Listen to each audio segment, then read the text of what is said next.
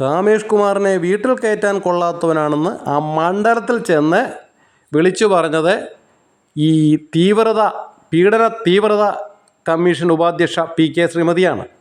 അതായത് ഒരു നോക്കുകുത്തിയെ കണ്ടാൽ പോലും തരം കിട്ടിയാൽ പോയി തപ്പി നോക്കുന്നവനെന്നർത്ഥം. ഭാര്യയില്ലാ സമയത്ത് കാമുകിയെ വീട്ടിൽ വിളിച്ചു കയറ്റി കാമകേളികൾ ആടുകയാണ് ഈ മഹാനായ പൊതുപ്രവർത്തകൻ കഴിഞ്ഞ 2 ദിവസം മുമ്പ് ശനിയാഴ്ച ചെയ്തത്. അപ്രതീക്ഷിതമായിട്ട് ഭാര്യ കടന്നു വന്നു. ഇത് ക്യാമറയിൽ പകർത്തി. കിങ്കരന്മാരെ കൊണ്ട് അവരെ മർദ്ദിപ്പിച്ചു.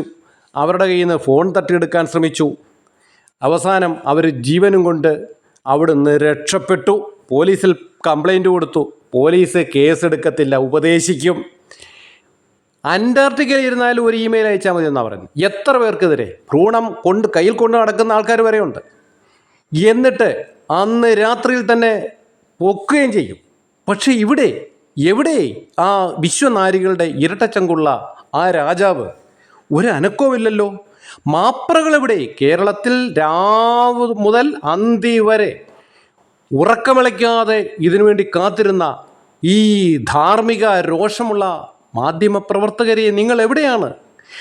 മരമുറി വീരപ്പനും മൊട്ടയും എവിടെയാണ്?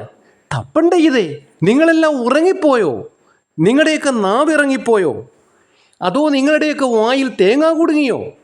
താമര ചേച്ചിയും അതുപോലെ തന്നെ ആ പരുത്തിക്കുരു ചേച്ചിയുമൊക്കെ എവിടെ?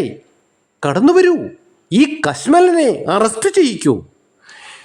എന്തായാലും ഉമ്മൻചാണ്ടിക്കിട്ട് പണിഞ്ഞ പണിയെല്ലാം തിരിച്ചു കൊള്ളുകയാണല്ലോ സാറന്മാരെ. കൊടുത്താൽ കൊട്ടാരക്കരയിലും കിട്ടും.